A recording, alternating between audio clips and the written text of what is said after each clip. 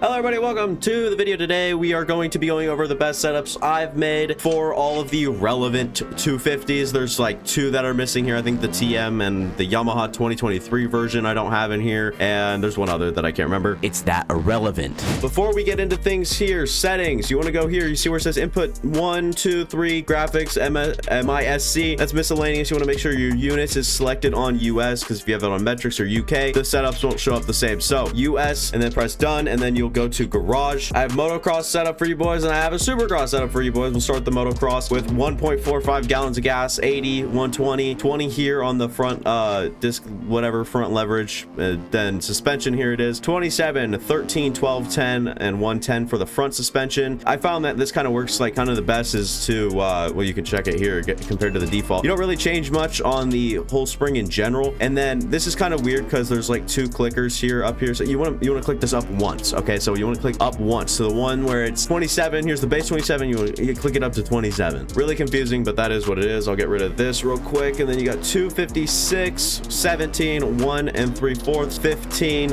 and 10. Drive chains 13, 52, others 25, 5 and 152 on standard mapping. You can do whatever you want here though, and same thing with the tires, you can mess with it. Supercross, I have my gas at 1.24 gallons, 80, and then I'm using the 110 tire on Supercross. I realize it kind of works better for me, could work different for other people. 20 there, and then suspension 26, 12, 10, 10, 105. This is a lot different than the base suspension. And then 239, 12, 1 and 1/2, 12 and 5.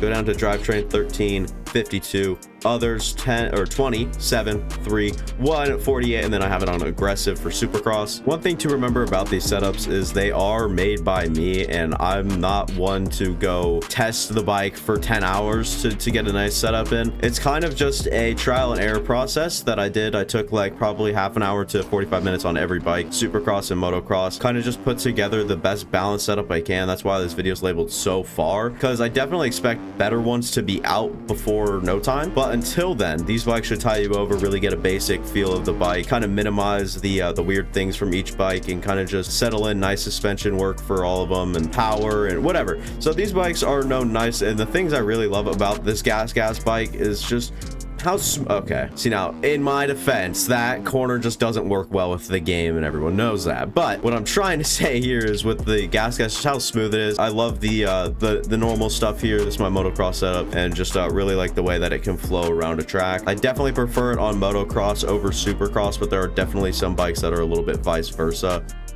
Starting with the motocross setup, 1.51 gallons. I'm pretty sure this is a common theme with my Honda setup, so I always just love this 1.51, love the weight on it. 80, and then this is a bike with 110 here, 20 millimeters suspension, 27, 14, 15, 7, 110. Let me check, make sure. Okay, so that is the base 27 this time around. No one click up, bull crap. 319 for the rear suspension, 7, 2 and 1/2, 12 and 10. Drivetrain 1350, others 23, 8, 4, 154 on the rod length. Mapping's kind of up to you. We'll move to the Supercross setup. 1.25 gallons of gas, 80, and then keeping that 110 back tire on there, 20 millimeters again, 26, 12, 10, 5, 95 for the front suspension, rear 274, 5 clicks, 2 and 1/4, so I guess 2 1/4, 10 clicks and 7 right here for the preload. Drivetrain 12 of 50. You can change this, it's really optional. And then 22, 5, 4, 150. What I really appreciate about this bike is definitely the Supercross. The Supercross setup was just something I put together, and it just worked really well immediately, and I was really happy with that. This bike is very good. Yeah, this bike I'm just really proud, and I'm pretty sure it takes Supercross better, but the motocross setup's also made pretty nicely. One, you can kind of Jetson Lawrence around the track, like one you can kind of feel out the bumps and jump through them and whatnot if you're one of those sort of players, as I'm gonna make a save there. Moving on to the Husqvarna now with 1.45 gallons gas. This is a motocross setup, by the way. 80, 120, 20 millimeters, of course. And then suspensions 28, 13, 12, 10, 110. Then we move to the rear where we go 274, 15 clicks, then 2 turns, then 15 clicks, then 10 millimeters as well. That could be something else other than millimeters, by the way, but that's just the first thing that comes to mind when MM shows up. And then 14 of 20 or 52 on the drivetrain. That's totally optional. It's a little stretched out for me. I think I would prefer it kind of like in that 1351 range even. I don't know. That could just be like a me thing. What was it? 1452, I think. Others 21, 5, 4, 152 with aggressive mapping for the motocross setup. Supercross setups pretty different. 124, 110 back tire, 20 millimeters suspensions, 26, 10, 10, 10, 100. So I mean, not confusing too much through there. Rear 222, 1, 2, 1, 13, 7, and then drivetrain 1452. Might have to mess with that as well. Others green aggressive 144, 3, 4, and 22. So I mean, it's a good setup, but as much as I like this smooth play style on Supercross, I prefer this bike outdoors. The Motocross is just much better on this Husqvarna than the Supercross is, let alone getting used to Motocross versus Supercross on this bike. Huge change of pace on Supercross, but you can kind of find your way around Motocross a little easier, a little quicker, not quickier, a little quicker. I mean, I don't know. It's probably like the beginner bike.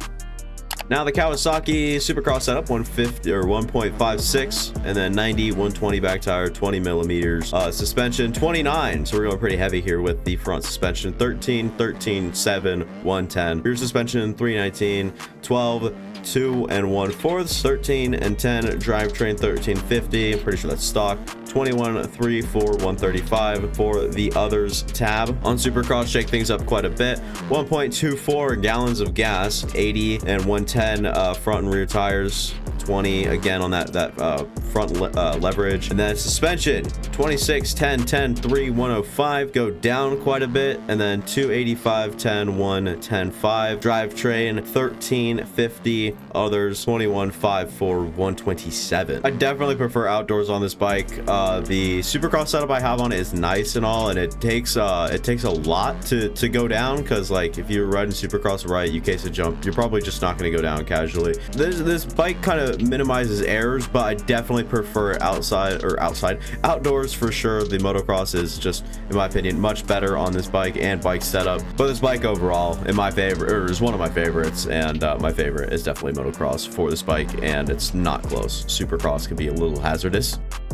KTM Motocross setup, 1.53, 80, 110 back tire, back to that 110, and then 20 right here for the front leverage as well. Suspension 27, 13, 15, and what sort of 27 is it? It is the base 27, and then you guys get the front, and then the rear 274, 15, 2, 15, 10, and then the drivetrain 1452. And then I have it on aggressive mapping with 21 fork offset, fork height at 4 millimeters, and then 4 swing arm length, and 148 rod length. Supercross setup, I have the 90 front tire on. It's a little different, and actually put the 120 on the back tire. I don't know what was up with me this night or whatever was going on, but I just like this combo the best. Suspension 27, is it the base 27? It is. And so the only thing changed here is the oil on the front suspension, and then rear 205, 12, 1, 15, 7, drivetrain 14 to 51. Others left it on aggressive mapping, 148, 5, 4, and 22. So that will be the setups. I definitely prefer the Supercross on this bike, and